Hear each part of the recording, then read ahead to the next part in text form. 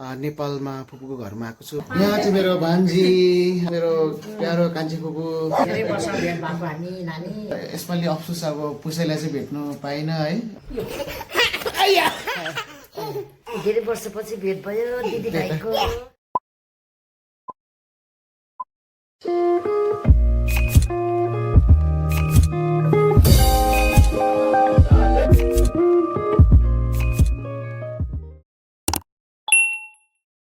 Hello नमस्ते छ्याजलो, it's me Uttam Gurung and welcome back to my blog.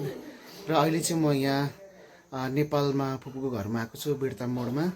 र आज धेरै वर्ष बादमा फुपूसँग भेटघाट भएको छ।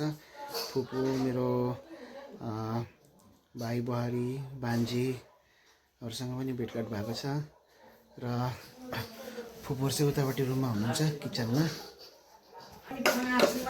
यहाँ चाहिँ मेरो भान्जी, आज धेरै 1 वर्ष बादमा भेट्यौँ हामी फेरि। खाना खानु आँटेको छु भान्जीले। खाऊ खाँदै गरेको कि भर्खर यता हाम्रो कान्छा सोल्टी, यता चाहिँ हाम्रो धेरै वर्ष बादमा भेटेको मेरो प्यारो कान्छी फुपू। मेरो भनाइ हो चुप नि ए कता यहाँ म भ्लग बनाउँदैछु, तपाईँलाई पठाइरहन्छु नि के हो त्यही हो। म हेरिबस्छु त हजुर।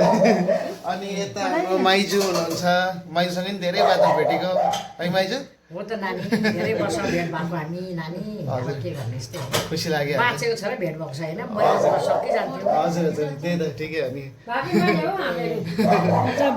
भेटेको छौँ, हजुर हजुर। यसपालि चाहिँ फुपूहरू नि भ्लगमा आउनु भयो अब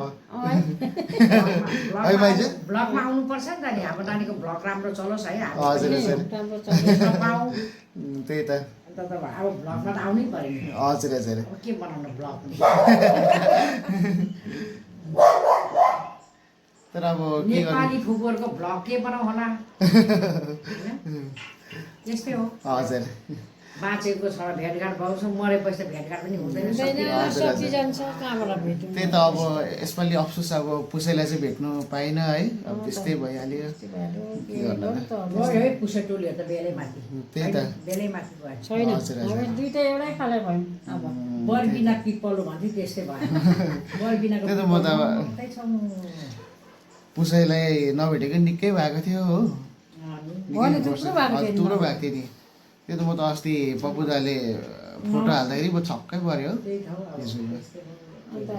ठिकै छ, दाजु भाउजूहरू खुसी लाग्यो मलाई। हजुर हजुर।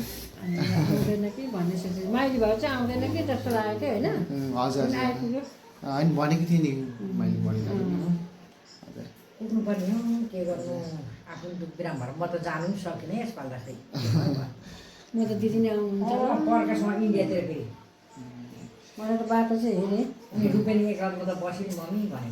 यहाँ चाहिँ हाम्रो प्यारो भाइ यता म्याके फुपू के भयो म्याके, यता यता यहाँ यता यहाँ यता यता यता यता यहाँ ब्लगमा। Welcome to my blog. यहाँ डराएको जस्तो चाहिँ क्या आरिस गर्दो रहेछ हौ, अर्कोलाई तँलाई अर्कोलाई छोयो भने त क्या आरिस त्यही त। है आरिस भेनासँगै सुत्दो रहेछ नि। यता चाहिँ हाम्रो कान्छी बुहारीलाई नै स्वागत छ मेरो ब्लगमा। वेलकम मेरो दादा। मैले वेलकम भने बेलामा आफै वेलकम भनिदिएको।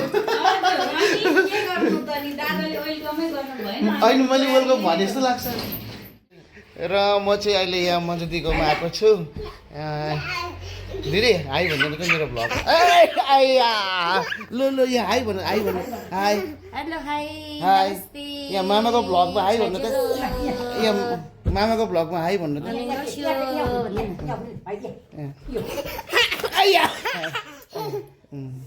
ल दिदी तपाईँ नि हाई भन्नुहोस् त। नमस्ते हेलो हाई मेरो भाइको ब्लगमा स्वागत छ। मलाई पनि देखाएकोमा भन्नु भने म यस्तो यो मान्छेहरू यसो घरको लुगामा अहिले चाहिँ खाजा खाएर टन्ने भएर सुतिरहेको छु मैले। त्यही त। अन्त खाने सुत्ने यो सन्तानै सबै त्यही कारण मोटो मोटो छ है त्यही भएर सबै भैँसीहरू मोटो मोटो छ कति वर्ष बादमा भेटेको हामी कति वर्ष भयो कति वर्ष भयो 12 वर्ष 15 वर्ष भयो होला नि त्यस्तै 12-15 वर्ष भयो भेटाको अब धेरै वर्षपछि भेट भयो दिदी भाइको खुसी लाग्यो है हामी एकदम ह्याप्पी मोमेन्टमा छौँ ए ओहो यसले त फेरि यस्तो गर्छ ओहो यसको त चक्चुको बेसी कि लड्छ अहिले झापामा त्यति सबैभन्दा बेसी भनेको मच्छर हुन्छ हो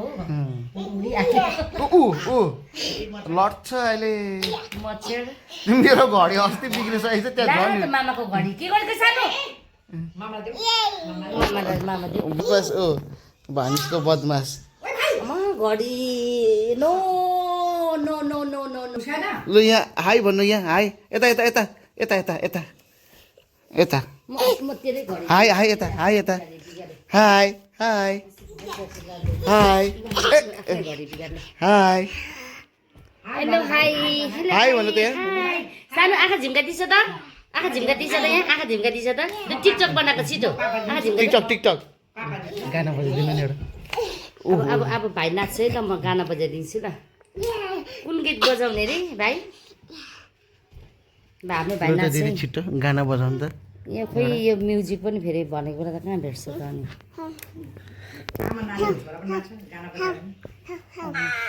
ल ल ल ल कमान कमान छिटो छिटो छिटो लेट्स डान्स घडी लगाइदिनु अरे हौ